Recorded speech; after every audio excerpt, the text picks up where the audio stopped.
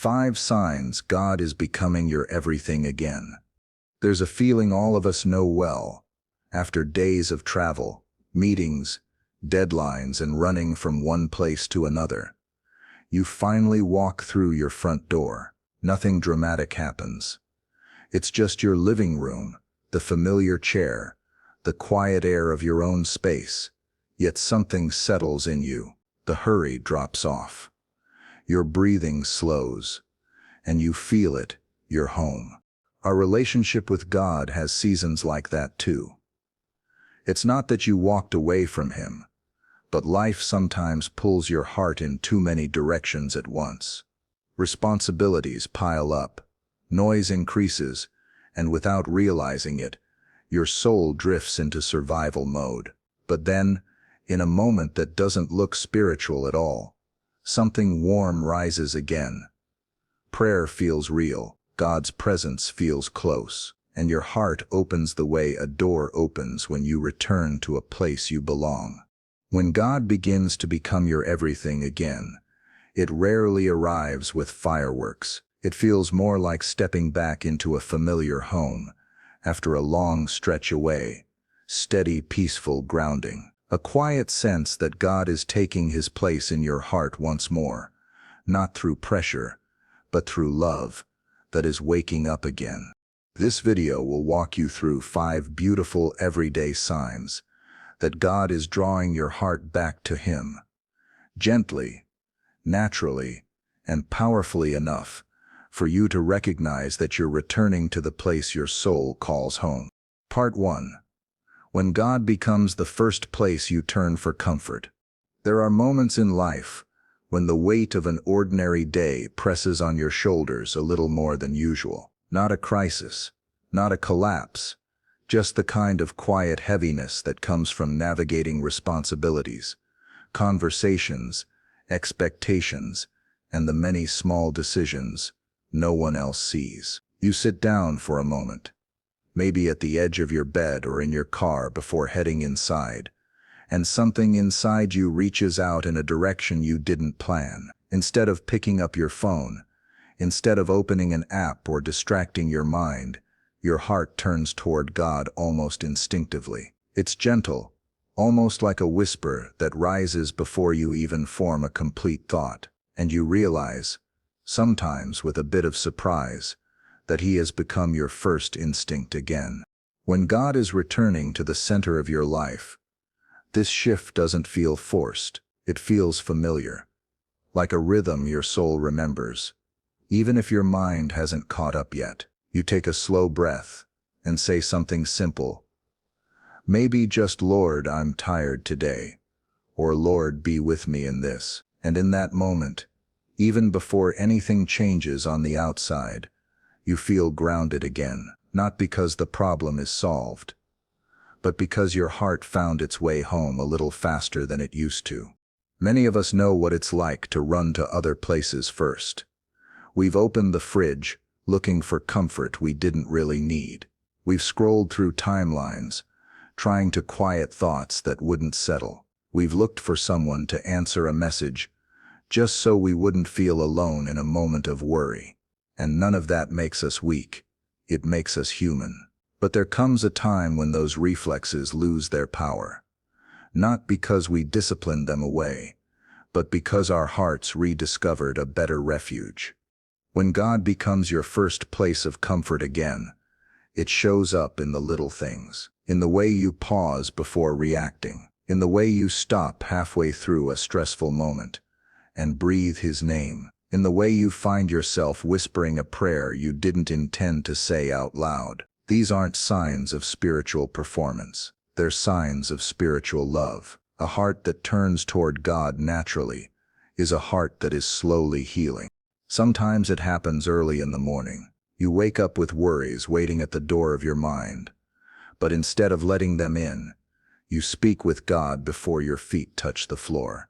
Other times it happens late at night, when the world is quiet and your room is dim. You sit there replaying the day, and instead of sinking into frustration, you talk to Him about the parts that weighed on you. You don't try to impress Him. You don't try to pray perfectly. You just speak honestly, as someone who knows they are heard. And here's the most beautiful part. You begin to feel comfort not only when you talk to him, but also when you simply lean in his direction. You sense that peace is waiting. Before the prayer is even finished, you start recognizing his presence, not as a dramatic moment, but as a gentle nearness woven into your day. It's like turning on a light in a room you thought was dark, only to realize it had been softly lit the whole time. If you felt this shift, however small, however quiet, take a moment to acknowledge it. This is not coincidence. This is God drawing close again, in a way your heart can recognize. This is his presence becoming your refuge, not out of desperation, but out of affection. This is your soul remembering where comfort truly lives. And every time you turn to him first, no matter how simple the moment is, you are stepping deeper into a life where God is not just part of the day. He is the place your day begins to rest. He is the home your heart returns to, without hesitation. And that is one of the clearest signs that he is becoming your everything again. Part 2. When the things that grieve God begin to stir your heart. There's a quiet change that happens in your life when God begins to take his place in your heart again. It's not dramatic, and it doesn't arrive with a sudden wave of guilt or fear. It shows up in much gentler ways. Ways that almost feel like the soft tug of someone you love. You notice it in small moments, usually the kind no one else would think twice about. Maybe you said something a little too sharp. Maybe your tone carried more impatience than kindness. Maybe you walked away from a conversation, wishing you had listened just a little longer. And instead of brushing it off the way you used to, something inside you pauses. It's not condemnation. It's not shame. It feels more like the quiet ache you feel when you realize you might have wounded someone who matters to you. That's what happens when your relationship with God starts warming again. Your heart becomes tender, not because you're trying to be perfect, but because you care. You don't want anything, not even small attitudes or quick reactions, to cloud the closeness you're beginning to feel with him. When you love someone, you notice what hurts them. It's true in human relationships, and it's true in your walk with the Lord. And sometimes it surprises you how quickly you feel it. A word you would have shrugged off months ago now sends you back to him in a quiet prayer. A choice you used to justify without hesitation now stirs a sense of longing to realign your heart. You don't spiral into self-criticism. You simply return. You say, Lord, make me soft again. Lord, shape my heart. And somehow that one simple prayer turns the moment around. There are days when this sensitivity shows up in the middle of conversations. You hear yourself starting to react out of old habits, and you stop mid-sentence.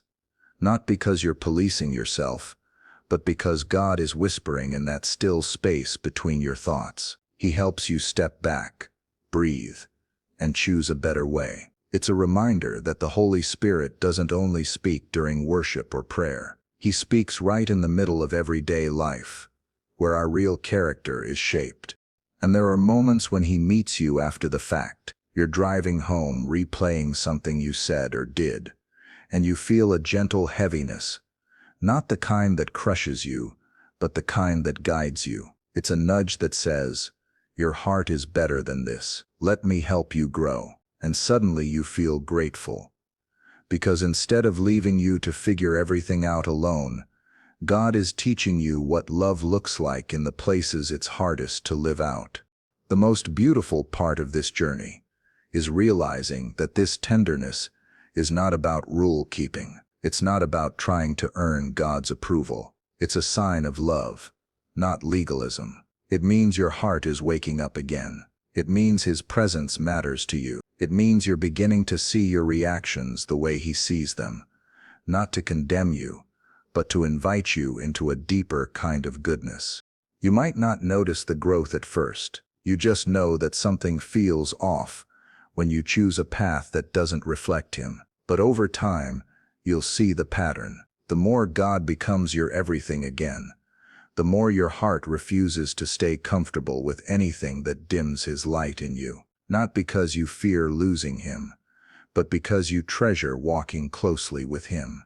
So if your heart has been stirring in these quiet ways, if you've felt that gentle pull back to prayer after a careless moment, receive it as a gift. It means God is near, and your love for him is alive. It means the relationship is real, and your heart is growing softer in his hands. And that softness is not weakness. It's one of the strongest signs that God is becoming the center of your life once more. Part 3. When you desire God's presence more than his answers. There are days when life is full of questions. Questions about timing, about direction, about what to do next.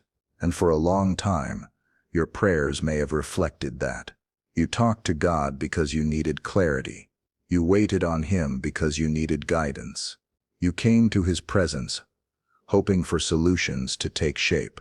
But then something shifts, slowly at first, almost quietly. You begin to notice that what your heart longs for most is not the answer, but the nearness of the one you're asking. It often shows up in simple moments.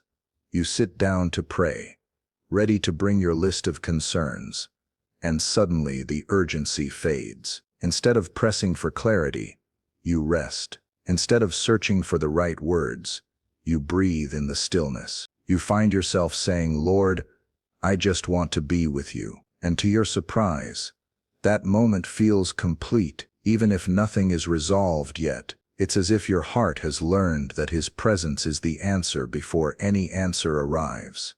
There's a kind of peace that comes when love deepens. Think about being with someone who brings calm into the room without trying. You don't need them to fix anything. Their presence itself becomes the comfort. That is what begins to happen with God. You realize that you don't need every detail clarified to feel steady. You don't need every prayer answered to feel held. Simply being with him is enough to anchor your soul in a way that certainty never could. This desire for his presence over his answers doesn't mean you stop caring about your situation. It just means the center of your heart has moved. You stop praying as someone searching for a map and start praying as someone walking with a companion. You start noticing how your breathing changes when you quiet your mind before him. You notice how the tension in your shoulders loosens when you imagine placing your worries in his hands. You begin to understand that the greatest thing God gives you in prayer is not information. It is himself. There are evenings when you sit with your Bible open, not rushing through a chapter, not racing to find a revelation, but savoring a single verse that makes you feel close to him. There are mornings when you pause before the day begins, not asking for a breakthrough, but simply whispering, "Stay with me today." And somehow that whisper feels like the most honest prayer you've prayed in a long time. And then there are moments of stillness, those holy unplanned pockets of quiet, when you sense God's presence without a single word exchanged. You may be driving, walking, or standing in your kitchen, and you suddenly feel held in a way you can't explain. Not because God answered a question, but because he met you in the waiting. As this longing grows, something beautiful happens inside you. The anxiety that once pushed you into prayer begins to ease. The urgency that once filled your thoughts begins to soften. You start trusting God more because you're spending time with him, not because you're receiving explanations. You begin to see that closeness is a kind of clarity, maybe the clearest form of it.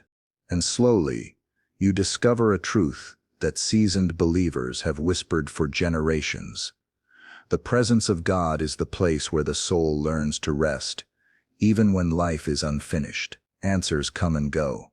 Seasons shift, circumstances change, but his nearness remains steady, gentle, faithful, and wanting him more than the resolution.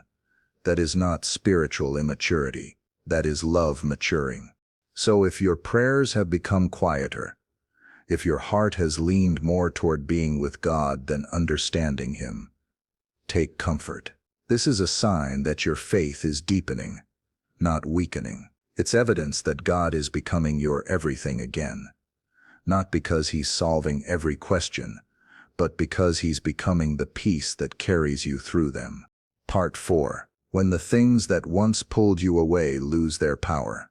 There comes a season in your walk with God when certain habits, interests, and distractions simply don't feel the same anymore. Not because you forced yourself to let them go, and not because someone preached at you, but because something deeper inside has changed. The pull they once had over your heart begins to loosen, almost quietly, the way old cravings fade when you discover a better way of living. It's not a battle of willpower, it's a shift in appetite.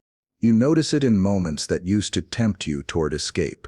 Maybe it was scrolling endlessly to drown out stress, or filling your schedule just to avoid being alone with your thoughts. Maybe it was conversations that felt entertaining, but left your spirit restless. There was a time when those things felt harmless, maybe even comforting. But now, when you reach for them, they don't satisfy the way they once did. A gentle restlessness rises instead, nudging you back toward what brings peace rather than noise. This isn't God taking things away from you. It's God offering you something better. When His presence becomes sweeter, lesser things naturally lose their flavor. It's like choosing healthy food not because you fear the unhealthy, but because your body has discovered what truly nourishes it. Your spirit begins responding that same way. Without even trying, you find yourself choosing what brings clarity over what brings clutter, what lifts your heart, rather than what leaves it dull.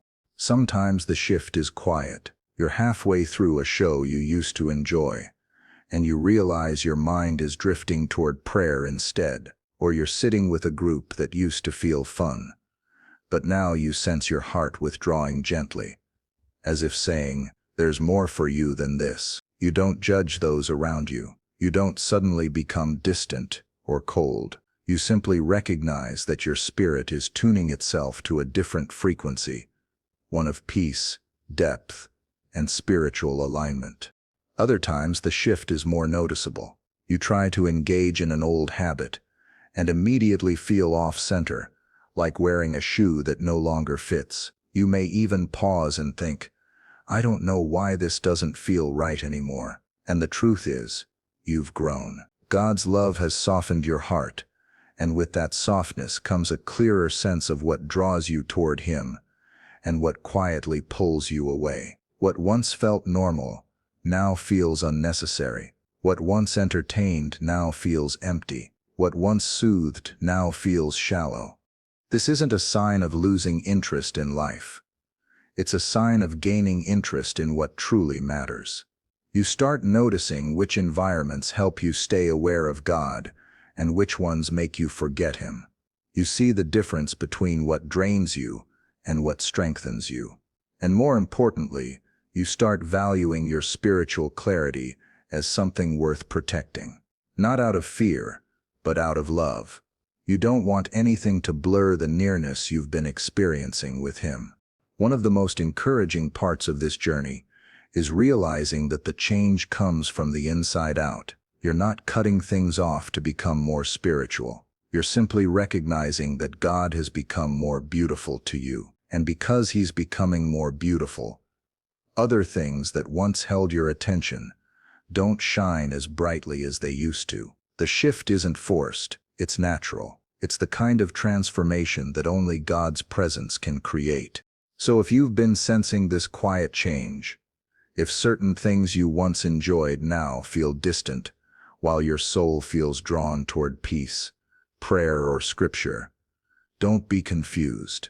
Don't think you're losing yourself. You're actually finding your truest self, the one God has been gently shaping all along. This is one of the clearest signs that He is becoming your everything again. Your heart is no longer satisfied with what pulls you away. It's being drawn toward what brings you home. Part 5. When you care more about pleasing God than pleasing people.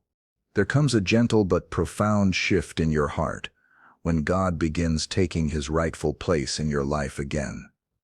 It's not loud, and it doesn't feel heroic. It often shows up in quiet decisions. Moments when you realize you're no longer asking, "What will people think of me?" But instead, "Lord, what would honor you here?" It's a different kind of compass, one that steadies you from the inside out. You notice it in the everyday choices. Maybe someone speaks harshly to you, and the old reflex rises to defend yourself, to prove a point, to win the moment. But then something softer interrupts that impulse, a thought, a whisper, a pause. You sense God inviting you to respond with grace instead of pride, patience instead of pressure, and without meaning to, you find yourself choosing the path that reflects Him, not because it's easier, but because it brings peace to your own soul. This shift isn't about becoming passive or avoiding conflict. It's about realizing that the one who created you is the one you want to please most. There's a freedom in that realization, a kind of inner rest that comes when you're no longer living for the shifting expectations of others. You stop trying to manage impressions. You stop carrying the burden of being understood by everyone.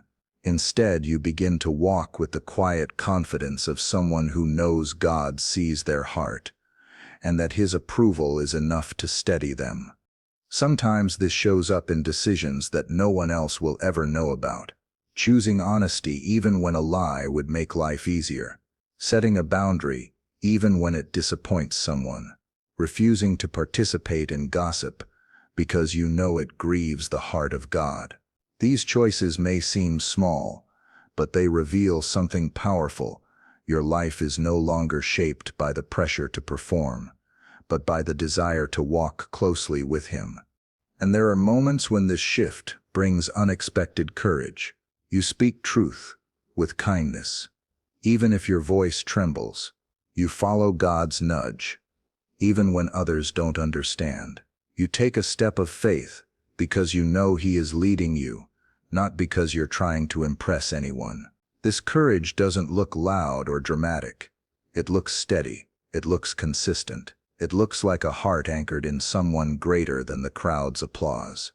As this desire to please God grows, something else softens inside you.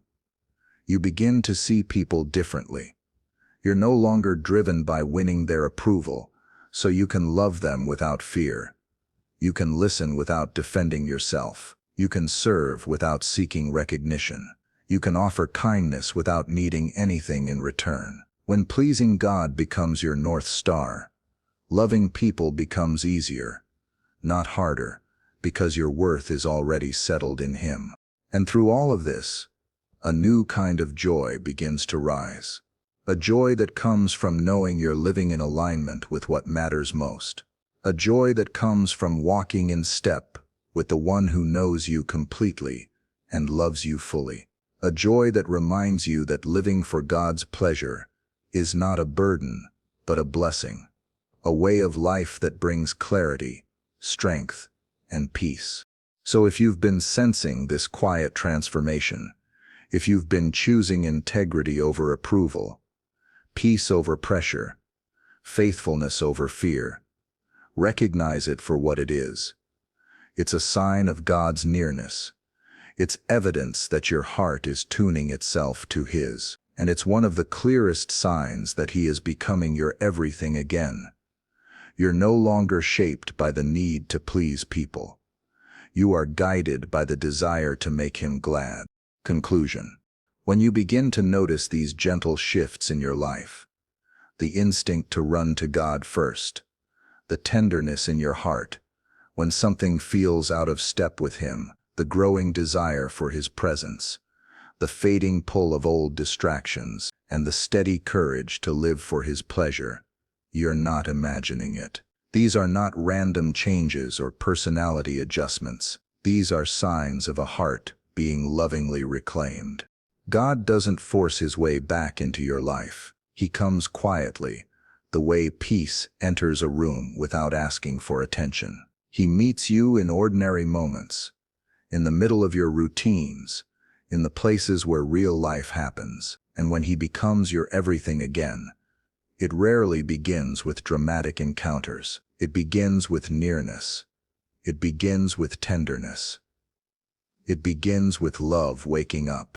You don't have to be perfect to stay close to him. You don't have to know all the answers or pray with flawless words. All he asks is that you come as you are, honest, open, and willing to let him meet you where your heart already leans. And the beautiful truth is this: every step toward him is met with a step from him. Every whisper of longing is heard.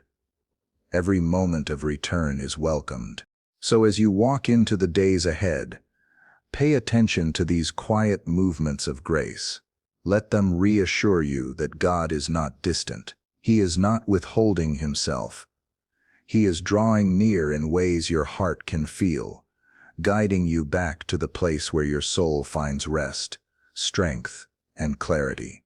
And if you're sensing that he is becoming your everything again, then cherish it, lean into it, let it shape you, because this is the kind of closeness that transforms not just moments, but entire seasons of life.